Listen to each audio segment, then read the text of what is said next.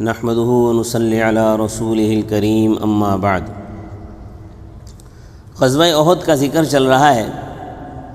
صحیح بخاری میں حضرت سالم سے مرسلاً روایت ہے کہ رسول اللہ صلی اللہ علیہ وسلم نے صفوان بن امیہ اور سہیل بن عمرو اور حارث بن حشام کے حق میں بد دعا فرمائی، تو اس پر اللہ تعالیٰ نے یہ آیت نازل فرمائی،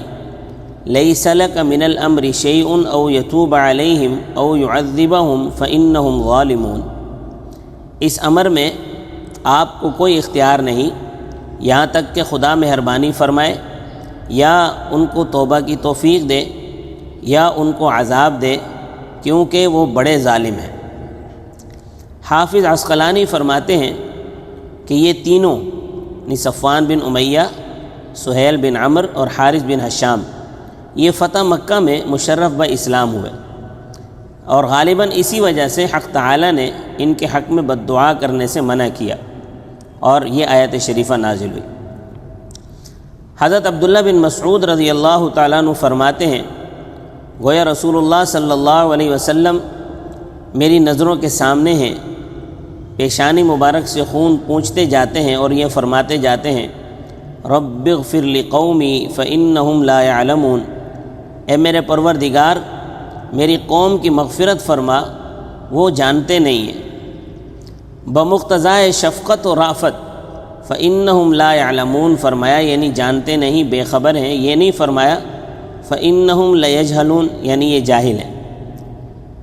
تو ان آیات بینات کا مشاہدہ کر لینے کے بعد اگرچہ جہل اور لا علمی کا عذر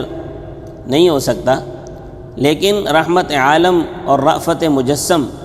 نبی اکرم صلی اللہ علیہ وسلم نے کمال شفقت اور غایت رحمت سے بارگاہ ارحم الراحمین اور اکرم الاکرین میں اکرم الاکرمین میں بصورت لا علمی ان کی طرف سے معذرت کی ہے کہ شاید رحمت خداوندی ان کو ورطۂ کفر و شرک سے نکال کر ایمان و اسلام کے دارالامان اور دارالسلام میں لا کر داخل کرے، اخلاص اور احسان کی رحیق مختوم پلا کر اپنے محبت کے نشے میں ایسا چور کر دے کہ دنیا دو کی دناعت و حقارت اور عالم آخرت کی عزت و رفعت محسوس اور مشاہدہ ہو جائے، کفر اور معصیت کے جیل خانے سے نکل کر ہمیشہ کے لیے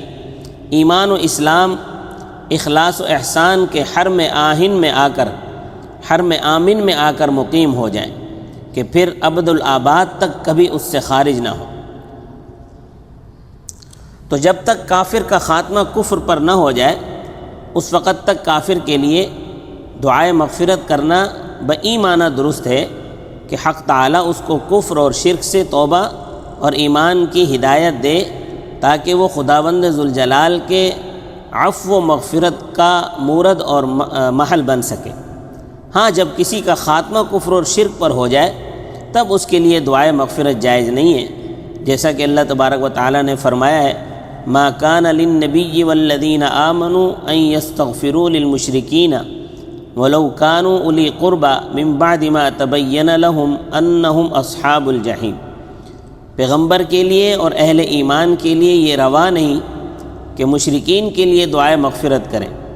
اگرچہ وہ ان کے اہل قرابت ہی کیوں نہ ہوں، بعد اس کے کہ یہ ظاہر ہو چکا کہ یہ دوزخی ہیں یعنی کافر ہیں۔ قتادہ بن نعمان رضی اللہ تعالیٰ عنہ فرماتے ہیں کہ احد کے دن میں آپ کے چہرے کے سامنے کھڑا ہو گیا اور اپنا چہرہ دشمنوں کے مقابل کر دیا تاکہ دشمنوں کے تیر میرے چہرے پر پڑیں اور آپ صلی اللہ علیہ وسلم کا چہرہ انور محفوظ رہے۔ دشمنوں کا آخری تیر فرماتے ہیں میری آنکھ پر ایسا لگا کہ آنکھ کا ڈھیلا باہر نکل پڑا، جس کو میں نے اپنے ہاتھ میں لے لیا اور لے کر حضور صلی اللہ علیہ وسلم کی خدمت میں حاضر ہوا۔ رسول اللہ صلی اللہ علیہ وسلم یہ دیکھ کر آپ دیدہ ہو گئے اور میرے لیے دعا فرمائی کہ اے اللہ، جس طرح قتادہ نے تیرے نبی کے چہرے کی حفاظت فرمائی، اسی طرح تو اس کے چہرے کو محفوظ رکھ اور اس آنکھ کو دوسری آنکھ سے بھی زیادہ خوبصورت اور تیز نظر بنا اور آنکھ کو آپ صلی اللہ علیہ وسلم نے اسی جگہ رکھ دیا۔ اسی وقت آنکھ بالکل صحیح اور سالم بلکہ پہلے سے بہتر اور تیز ہو گئی۔ ایک روایت میں ہے کہ قتادہ اپنی آنکھ کی پتلی کو ہاتھ میں لیے ہوئے حضور پر نور صلی اللہ علیہ وسلم کی خدمت میں حاضر ہوئے تو آپ نے فرمایا، اگر تو صبر کرے تو تیرے لیے جنت ہے، اور اگر چاہے تو اسی جگہ رکھ کر تیرے لیے دعا کر دوں۔ قتادہ نے عرض کیا، رسول اللہ، میری ایک بیوی ہے جس سے مجھ کو محبت ہے، مجھ کو یہ اندیشہ ہے کہ اگر بے آنکھ رہ گیا تو کہیں وہ میری بیوی مجھ سے نفرت نہ کرنے لگے۔ آپ نے دست مبارک سے آنکھ اس کی جگہ پر رکھ دی اور یہ دعا فرمائی، اللہم اعطہ جمالا، اے اللہ اس کو حسن و جمال عطا فرما۔ تو جب یہ خبر مشہور ہوئی کہ نصیب دشمنہ رسول اللہ صلی اللہ علیہ وسلم قتل ہو گئے تو بعض مسلمان ہمت ہار بیٹھے اور بولے کہ رسول اللہ تو شہید ہو گئے، اب لڑ کر کیا کریں گے؟ تو انس بن مالک کے چچا حضرت انس بن نضر نے کہا کہ اے لوگوں، اگر محمد قتل ہو گئے تو کیا ہوا؟ محمد کا رب تو قتل نہیں ہو گیا۔ جس چیز پر آپ نے جہاد و قتال کیا اسی پر تم بھی جہاد و قتال کرو، اسی پر مر جاؤ۔ رسول اللہ صلی اللہ علیہ وسلم کے بعد زندہ رہ کر کیا کرو گے؟ یہ کہہ کر دشمنوں کی فوج میں گھس گئے اور مقابلہ کیا، یہاں تک کہ شہید ہو گئے۔ صحیح بخاری میں حضرت انس رضی اللہ تعالیٰ عنہ راوی ہیں، فرماتے ہیں کہ میرے چچا انس بن نضر کو غزوہ بدر میں شریک نہ ہونے کا بہت رنج تھا۔ ایک مرتبہ رسول اللہ صلی اللہ علیہ وسلم سے کہنے لگے، یا رسول اللہ، افسوس کہ میں مشرکین کے ساتھ اسلام کے پہلے ہی جہاد و قتال میں شریک نہ ہوا۔ اگر خدا تعالی مجھ کو آئندہ کسی جہاد میں شریک ہونے کی توفیق دے تو اللہ دیکھ لے گا میں اس کی راہ میں کیسی جد و جہد اور کیسی جاں بازی اور سرفروشی دکھاتا ہوں۔ جب معرکہ احد میں کچھ لوگ شکست کھا کر بھاگے تو انس بن نضر رضی اللہ تعالیٰ عنہ نے کہا، اے اللہ، میں تیری بارگاہ میں اس فعل سے معافی چاہتا ہوں جو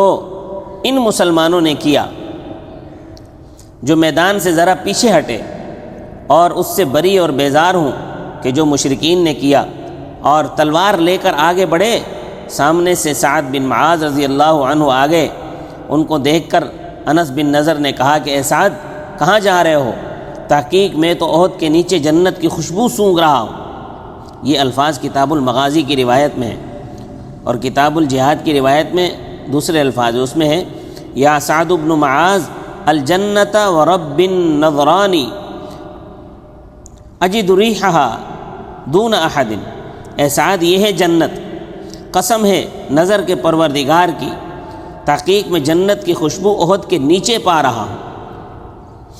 حافظ ابن قیم رحمہ اللہ تعالیٰ نے فرماتے ہیں کہ حق تعالی شانہ بعض مرتبہ اپنے خاص بندوں کو روحانی طور پر نہیں بلکہ حصی طور پر دنیا ہی میں جنت کی خوشبو سنگھا دیتے ہیں۔ جس طرح وہ حضرات حادثہ شامہ سے گلاب اور چمیلی کی خوشبو سونگھتے ہیں، اسی طرح وہ دنیا میں کبھی کبھی اللہ کے فضل سے جنت کی خوشبو سونگھتے ہیں، جس کی مہک 500 میل تک پہنچتی ہے۔ عجب نہیں ہے کہ حضرت انس بن نضر نے حصی طور پر جنت کی خوشبو محسوس فرمائی ہو۔ اللہ تبارک و تعالی ہم سب کو بھی جنت میں داخلہ عطا فرمائے۔ انشاءاللہ حضرت انس بن نضر کا بقیہ واقعہ اگلی مجلس میں۔ وما علینا الا البلاغ المبین۔